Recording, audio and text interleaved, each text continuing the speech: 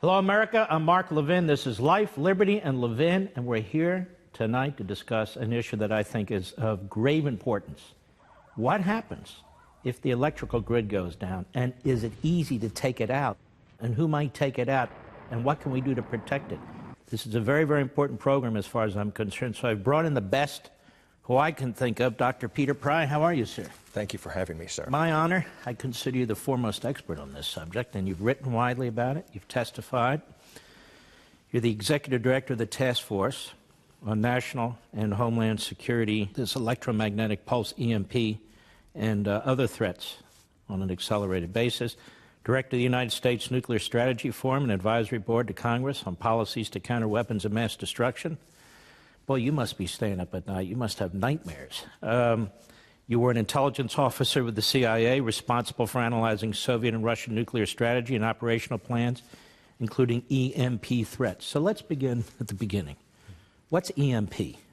Well, electromagnetic pulse is basically a super energetic radio wave that's got so much power that it can destroy electronics across a huge area. In fact, across the entire world in the case of a superstorm, a solar superstorm. The EMP can be made by nature, by the sun, by a solar superstorm, or it can be made by man by a nuclear weapon, and it can be made by non-nuclear weapons as well. In the case of a sun, what we're concerned about is the once in a century, once every 150 years solar superstorm. We have geomagnetic storms that happen every year that affect countries at high northern latitudes.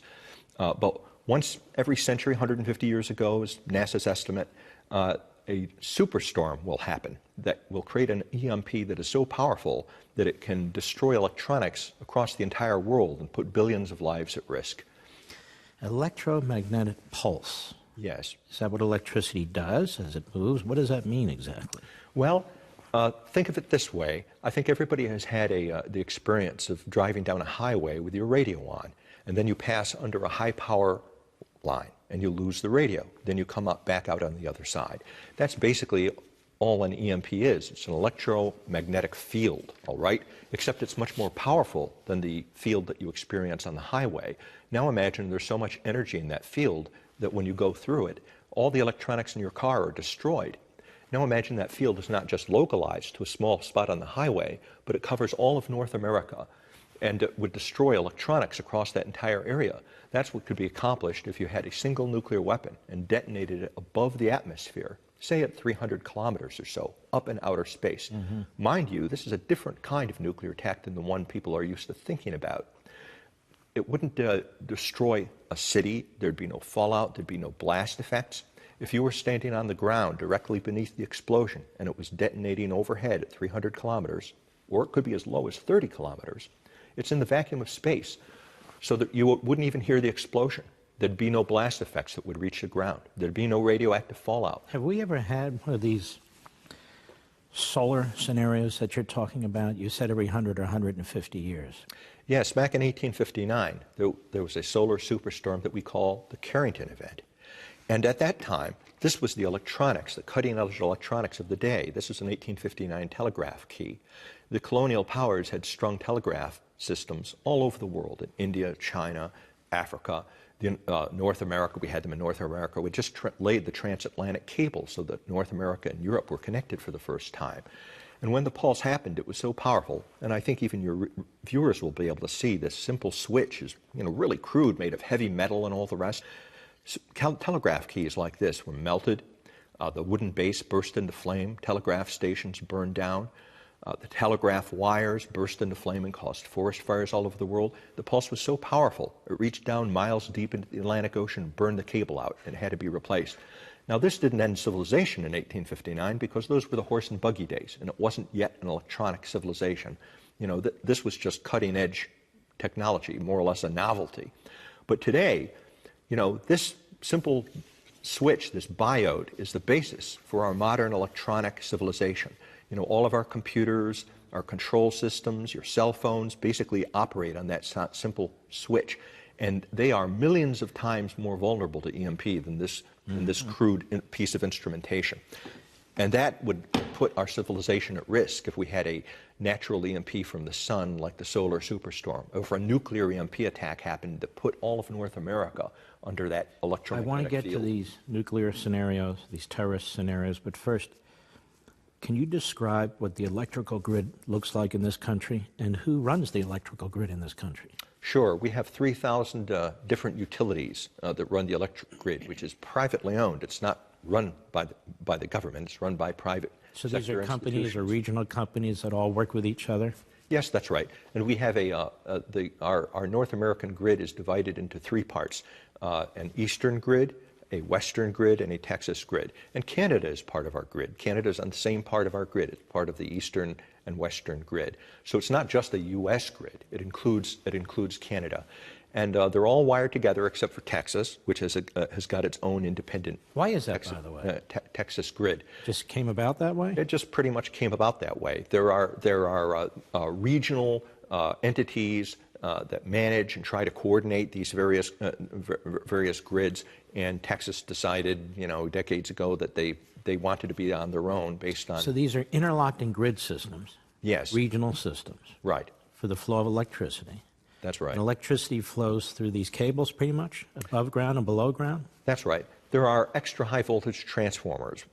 They are called EHV transformers. Big transformers, the size of a house that weigh hundreds of tons. There's about 2,000 of them in the North American grid. And most people don't know it, but these are the foundation stones of our modern electronic civilization. We cannot survive as a society without them. They enable us to take electricity from Niagara Falls, for example, and drive it all the way down to New York City, where there's another big transformer at the end of the line that steps that down so it can be used locally. The transformers were invented in this country by Nikola Tesla. In fact, all the technology associated with the grid was invented by Tesla in New York, near Niagara Falls. He built the first grid in the world, and we exported the technology all over the world. Unfortunately, like so many things, we don't make fundamental elements of the electric grid in this country anymore. The transformers aren't manufactured in the United States anymore. We have to import them from South Korea or Germany.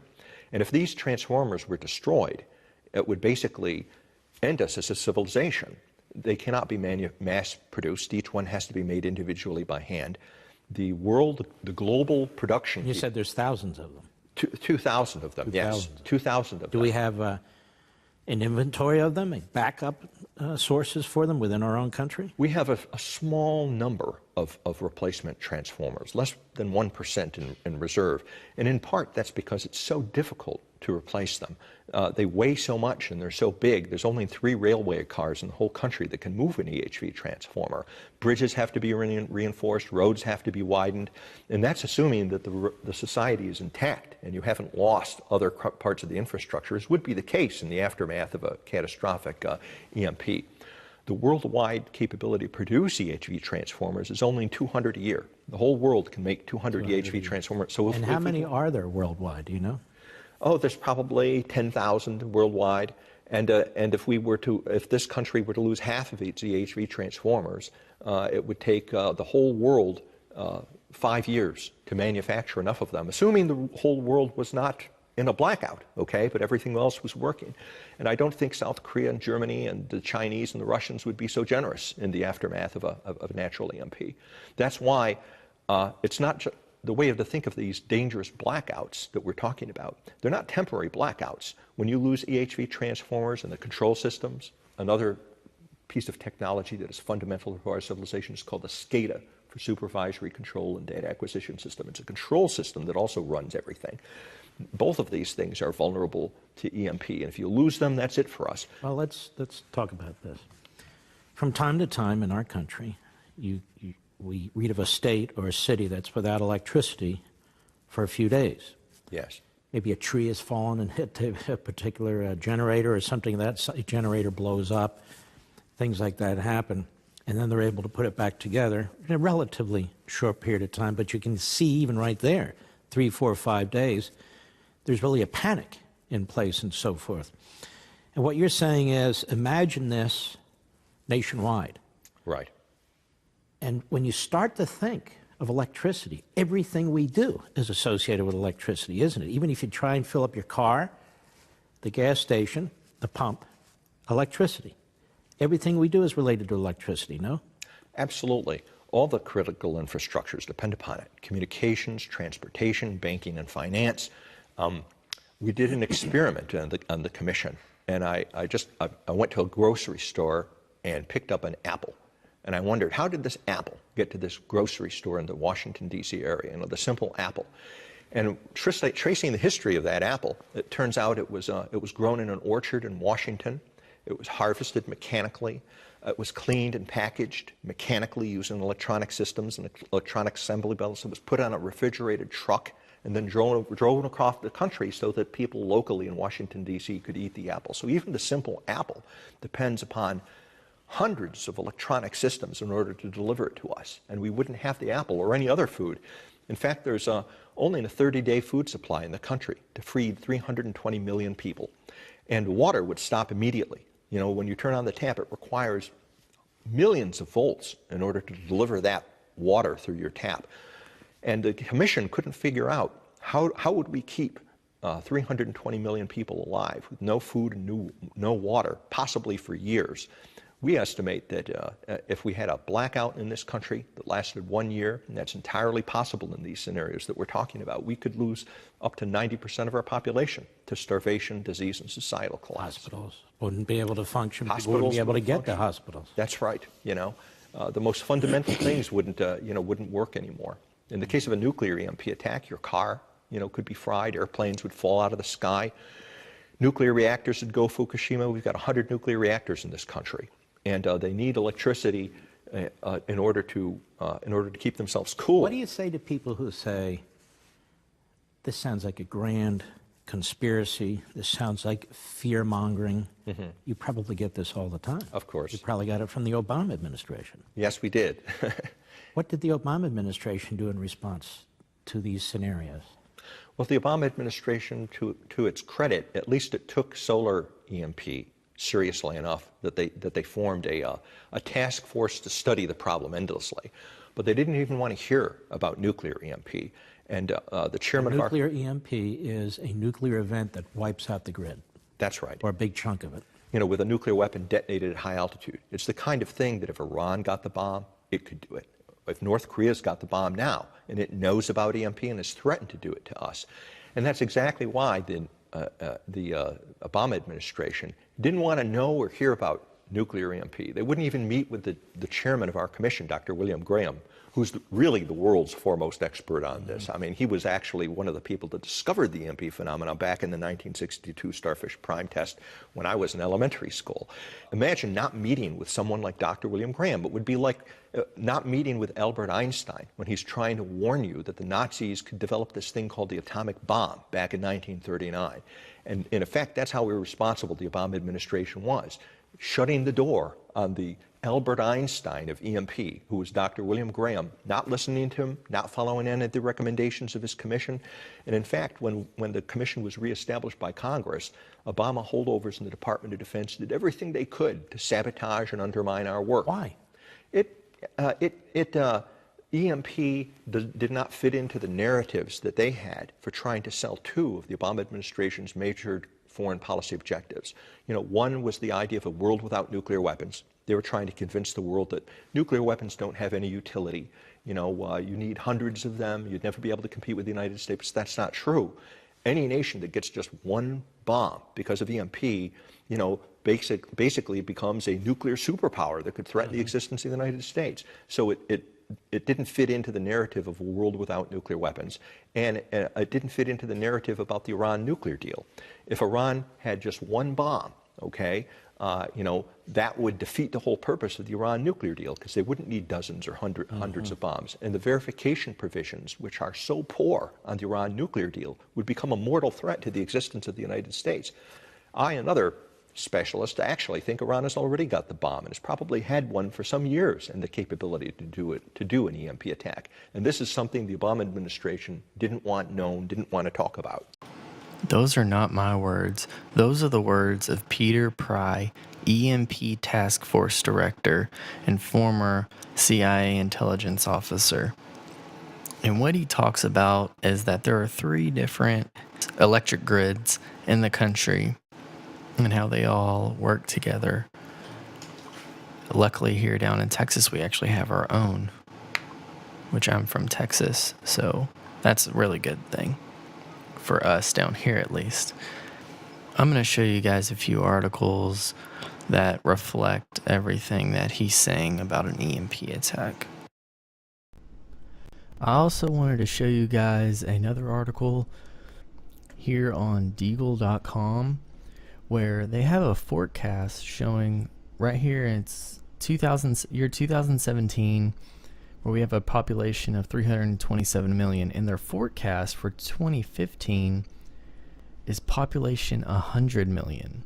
So that means 1 out of 3 people you know will die, or at least that's their forecast, what they are saying. So what is going to happen to these people? I'm not saying an EMP is going to kill off all these people, even though we know an EMP could take out 90% of the country within the first year, and we'll get along to that here in a second. I'm not sure what this could be. I'm not even saying that it will happen, but that's what they are saying. I'm just presenting it to you guys. So do you think it could be EMP? Do you think it could be a nuclear attack? Do you think it could be a virus, a plague of sorts? There's a number of things it could be. But I just think it's very strange that their forecast for 2015 is the population reduction of America reducing by 1/3, if not more.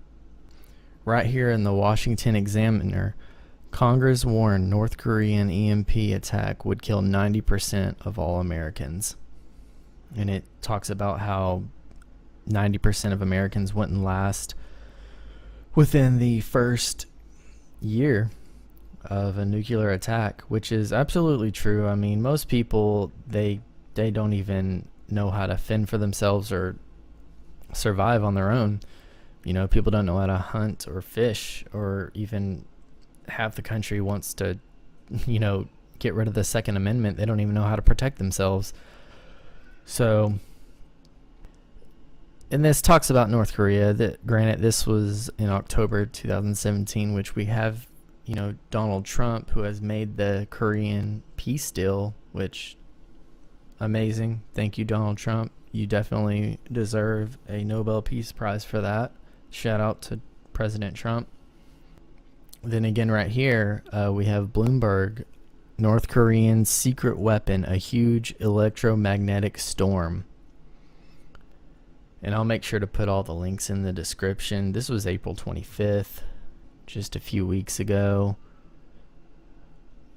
So, you know, granted, we have had a peace treaty. You never know what could happen in the future. Not saying anything will happen. It's just always good to stay vigilant.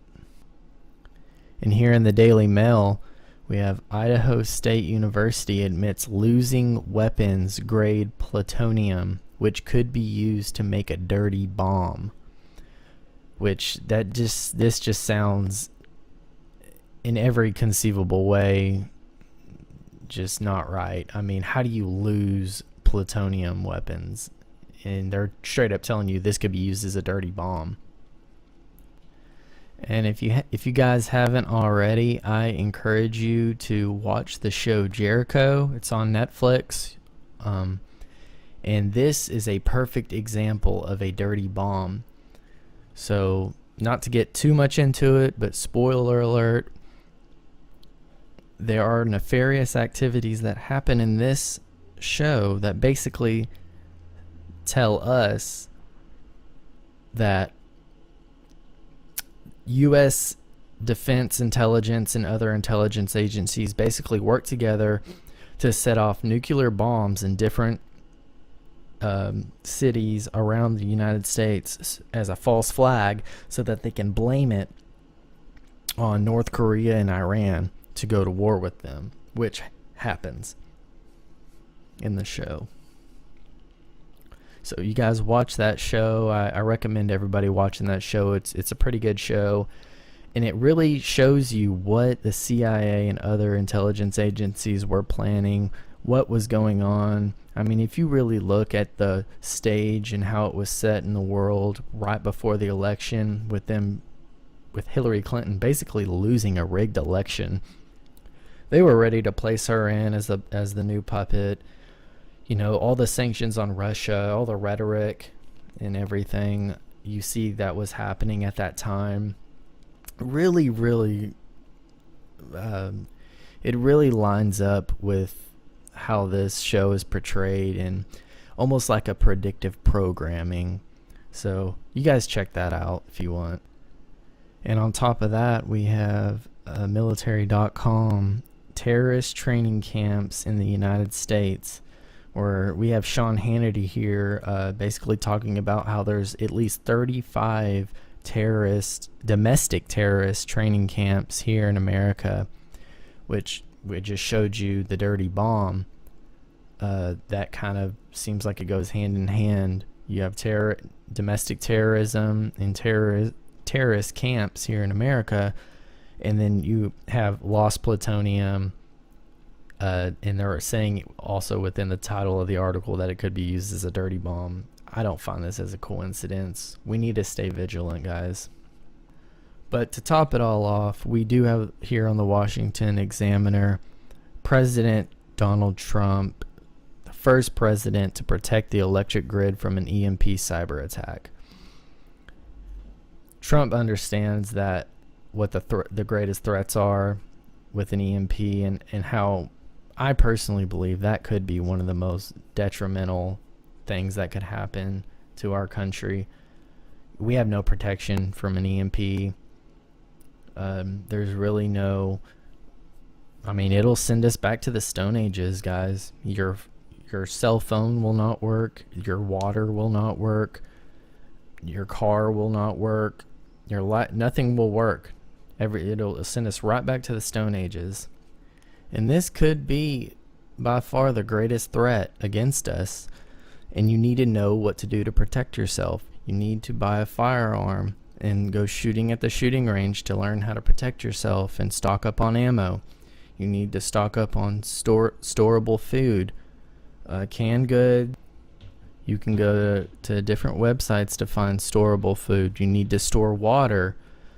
Have plenty of food and water that can be stored up to about 90 days at least. You also need to have gold and silver.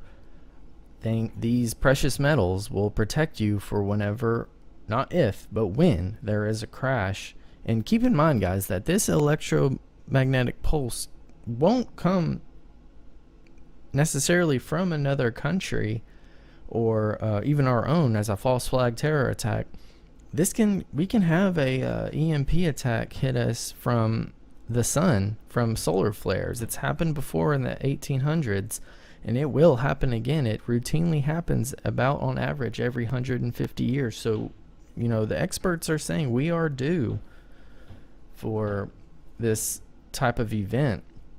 So it's really good to protect yourself and protect your family and just do the best you can. Try to do your best to make your way out to living in rural area, get out of the inner cities. That's why they're trying to hoard us all into these small, compacted apartment complexes and all put together in these inner cities. And why you know the Democrats, it's all inner city. You know, it's all inner city. They don't want you owning your own land. They don't want you living on your own, fending for yourself. They want you all compact into a city and living off the government, basically, and being completely dependent on them. That way they can control every aspect of your life. And that way they can watch you and surveil you. And just, it's terrible. It's absolutely terrible. Anyway, guys, that's all I got for you. Thanks for watching. If you haven't already, come over here and hit the subscribe button. Make sure to push the bell for notifications. And if you want to, guys, come on over here and sign up to become a Patreon. You can also donate through PayPal, and all the links will be in the description. thank you so much to anybody that wants to support my work. Also, go follow me on Instagram, follow me on Twitter, and remember, guys, stay awake, stay aware, stay alive.